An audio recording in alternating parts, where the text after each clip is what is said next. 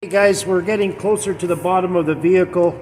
There's a lot of rust down here, so I'd like to really attack that next. I'm going to show you how to do this and this. There's a rust hole here too, so I'm going to give it a quick grind with 24 grit grinding disc. Put some goggles on.